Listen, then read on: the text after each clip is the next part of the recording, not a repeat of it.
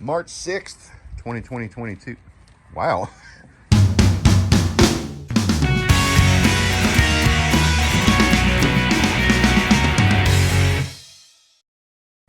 March 6th, 2022. Nice, quiet Sunday morning. And it's, the temperatures are in the low 70s. It's about 9 a.m. and it's really comfortable. The breeze is a bit gusty. Hopefully that doesn't affect our audio too much in this video. But Amy's opening up her greenhouse and we've got some things going on in here. But we just wanted to give you a quick video to kind of show how we've prepared everything to get ready for the growing season this year, which is coming upon us really quickly here in Southwest Louisiana. We should be able to start really planting any day now. So what all do you have started in here, Amy? Peppers, tomatoes and peppers, more peppers, zucchini, squash, cucumbers, passion vine, marigolds, and a ton more peppers. And some of the peppers are for a friend of ours, right? For bartering Correct. purposes. Yeah. Over here behind the greenhouse, we have a rack where we've started some comfrey and some strawberries. These are just some extra plants that we have available for to share with locals. So if you're local to us and you're interested in comfrey or strawberries, please hit us up. These are just, we thinned out the strawberries recently. I'll show you that bed in a minute. And we had all these extra plants down here. And these two, this is all strawberries. And this is all comfrey up here. Comfrey is a plant that we like to use for our permaculture purposes. In case this is your first time here, we use a variety of different types of methods in planting, mostly raised beds. Well, we're transitioning all to raised beds, and these containers like that in the distance there, that's a rosemary in a cattle lick tub, a mineral lick. I'm not sure exactly what it's called, but and we get those empty from farmers after they're used, and you'll see a few of those in our tour this morning. But this is actually our first raised bed, and we made it in a keyhole design, and it's concrete blocks, not cinder, and we filled the beds with compost and a purchased cow manure compost blend. It's pretty cheap at our local Ace Hardware. We've got mullein and society garlic, and in the holes we've got some wild onions that are doing pretty well, actually. This side right here where the popsicle sticks are, I don't know if you can see those.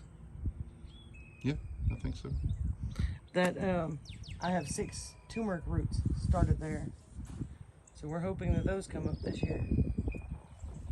You grew those last year, right? Mm-hmm. Yeah, we got those started last year.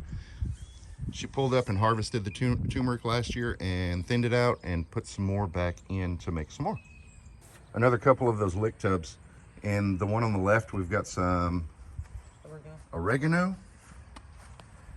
And this one is peppermint. And the peppermint one has been here for about 5 years. Just keeping on, keeping on. Along the back of the house by the back door, we've got a couple pots with parsley, and that's aloe in the middle. It was recently repotted, so it's got some transplant shock, but I'm sure it's gonna be fine. This one is lemongrass that we're getting ready to separate and create more plants. Now this area we had built with cedar fence boards. If you've been around with our channel for a little while, you know about this. We built this in 2020, the beginning of the gardening season. In just a few months, these beds are going to be full of tomatoes and squash and zucchini and all sorts of awesome things. Right now we've got, that's a red bean that's trying to come back. Poor little fella, he's not staying though. And in the middle is that strawberry bed that I talked about. It was so jam-packed full of strawberries because they reproduce by runners. We took them all out and replanted, what is it, 18 plants in a 4x8 bed, and we should get plenty of strawberries from this. Swinging over just a bit behind the cedar beds, we started building again with the concrete blocks because they're working out so well. And I want to show you real quick just how easy it is to weed this garden. It's just, I mean, it's so simple. The soil that we're using is just so loose. And it's, because it's a raised bed, it's in better reach for us with older backs. The older we get, the more I'm liking the raised beds. They just seem to work out. And plus we fight with a whole lot of clay down here in the coastal plains of the South. This area right here is where our duck decided to start laying eggs. And I've got a picture there from an egg in there yesterday. I fix it every morning, and she comes back around and undoes it. We have 2 of the concrete block beds here. We have plans for a 3rd one. We just didn't get to that point this year. Planning on doing it next off season. Behind that is our chickens, who help to create compost for us. We decided to move our compost bin into the chicken yard because the chickens help to mix all this up, till it up. Right now it's full of banana leaves because we just trimmed our bananas. But it's down deep inside here.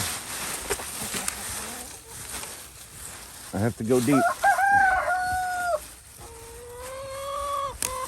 It's still breaking down. Let me get all the way down into some compost here. That's still not even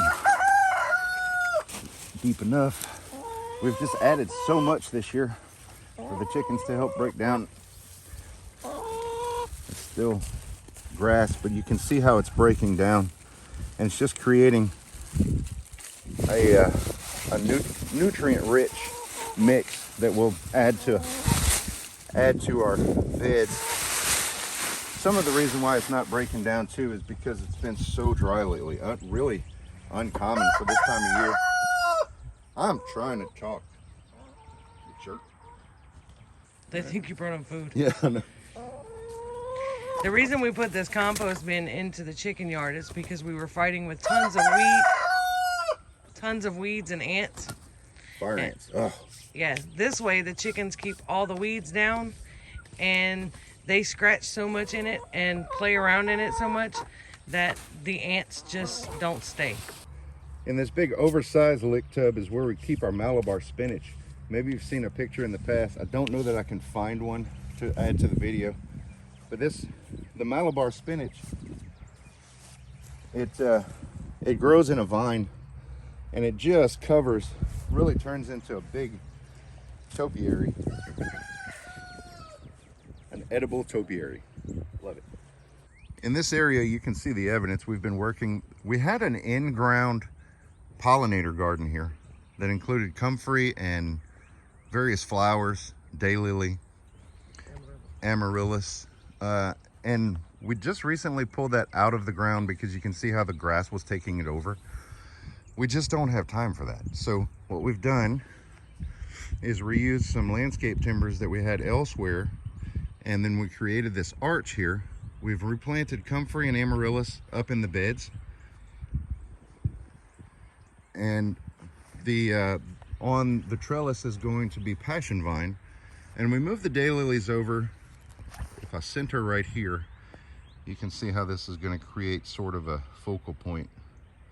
We moved Momo's bird bath and surrounded it with daylilies over there, just for a little visual interest, as well as all of the pollinator benefits. And the birds really use the bird bath. The birds do use the bird bath.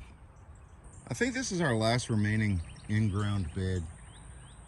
There's a combination of pollinators in there: rose, daylilies, comfrey, amaryllis, and we've also got an apple tree on the right and a blueberry to the left. This is one of our 2 chicken tractors that we had built when we were raising meat birds, which is, I mean, I say we still can. We still always have that option, but we're working on repurposing these for this growing season, and I'll show you what we're doing with those. This is the other chicken tractor already set up for repurposing. Down below, we had some heavy tarp from a billboard company that we had left over from tarping our roof after the hurricane, that we repurposed down there to help to keep the weeds out. I don't know if you can tell how poofy that is. It's because the weeds underneath, we just recently put it in, and the weeds underneath are still growing. They're yeah. They'll eventually die and stop doing that. But more of the mineral tubs from the repurposed from a cattle farmer. And what we're going to do here, you see we've already got some green onions in there, but what we're planning to do here is mainly herbs, and along the edges, like all along the edge, we're planning on planting loofah, because we get such hot, humid, brutal summers here in coastal Louisiana that our hope, this is an experiment, but our hope is that the loofahs will grow up and over the arch and help to provide like a natural living shade cloth for the more tender, less heat tolerant herbs. We're in the process of cleaning up around our elderberries and trimming them back for the new season. These are native elderberries for our area. Some that we had found, and we're just nurturing them, and we've actually these 3 and that one are some that we had just propagated from hardwood cuttings from the elderberries. So you can see how we're in the process. That's a kind of cleared up bed, and those are not yet. So this building here, we've got a project coming up to use that. It's kind of been abandoned for a little while, but keep an eye out. That's the one that we used to use for the goats when we had goats. We've got something coming up about that. And I want to end the video with the true workers in our gardens, our beehives. They really do the work to help us produce fruit for us to eat. So thanks, guys. And we won't take all of your food, I promise.